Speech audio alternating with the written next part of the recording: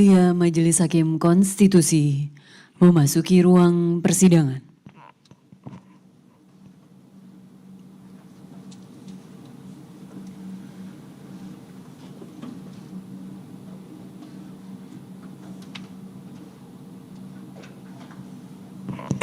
Hadirin disilahkan duduk kembali.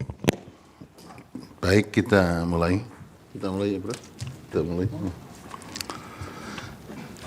Sidang dalam perkara 60/PUU 23 Romawi tahun 2025 dengan ini dibuka dan terbuka untuk umum.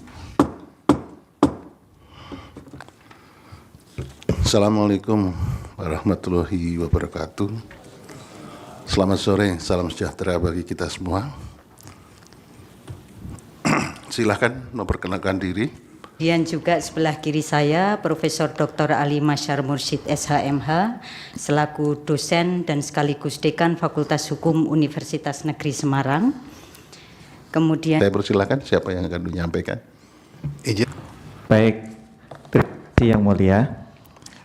Tadi legal standing sudah disampaikan oleh teman-teman dari AGHP. Kami ulang secara sebentar. Baik, Bapak Ibu sekalian, pemohon satu adalah badan hukum privat yang dalam hal ini adalah Perkumpulan Badan Hukum Kerjasama Dekan Fakultas Hukum Perguruan Tinggi Negeri se-Indonesia yang dibentuk dengan berdasarkan keputusan Menteri Hukum dan HAM RI nomor AHU 003117 AH 0107 tahun 2019.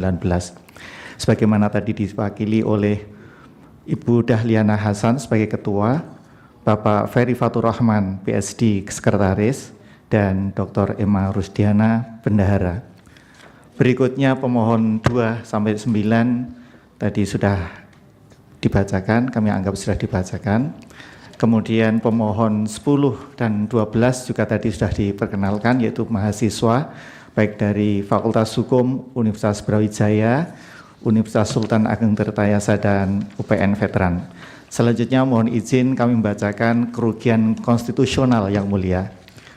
Kerugian konstitusional pemohon 1, bahwa menurut pemohon 1, keberadaan frasa dan atau lembaga mandiri yang berwenang sebagai bentuk akuntabilitas publik dalam pasal 60 ayat 2 Undang-Undang 20/2003 serta pengaturan mengenai lembaga akreditasi mandiri dalam pasal 55 ayat 5 sampai dengan ayat 8 Undang-Undang 12 tahun 2012 telah mengakibatkan pereduksian terhadap tujuan pendidikan nasional serta merugikan hak konstitusional pemohon 1. Bahwa pelimpahan kewenangan akreditasi tersebut tidak mencerminkan tanggung jawab negara dalam menjamin mutu pendidikan tinggi, justru menimbulkan ketimpangan, ketidakpastian hukum, serta potensi diskriminasi antar institusi pendidikan yang secara substantif bertentangan dengan prinsip keadilan dan kepastian hukum.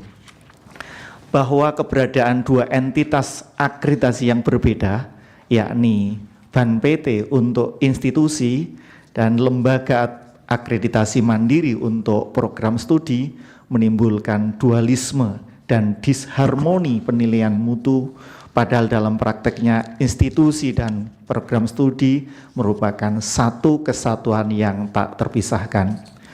Mohon izin yang mulia kami lanjutkan kerugian konstitusional untuk pemohon 2 sampai 9. Bahwa menurut pemohon 2 sampai 9 yang berprofesi sebagai dosen, ketentuan pasal 60 ayat 2 Undang-Undang 20/2003 dan pasal 55 ayat 5 sampai ayat 8 Undang-Undang 12 tahun 2012 telah mengakibatkan pengalihan tanggung jawab negara dalam akreditasi program studi kepada lembaga akreditasi mandiri yang dikelola oleh masyarakat, dalam hal ini adalah swasta.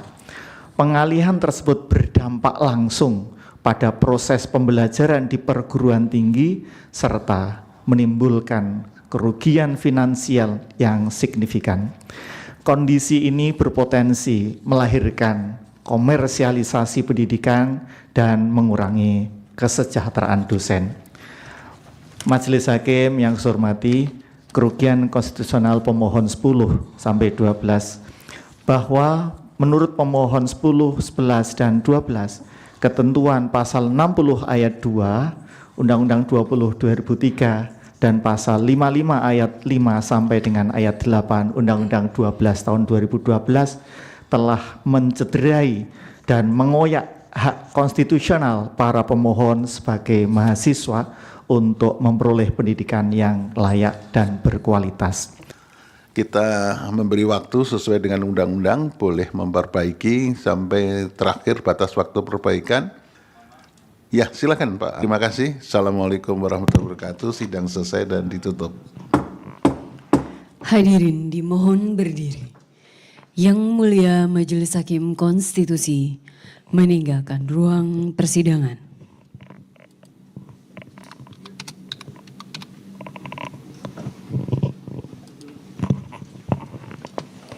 Hadirin disilahkan duduk kembali.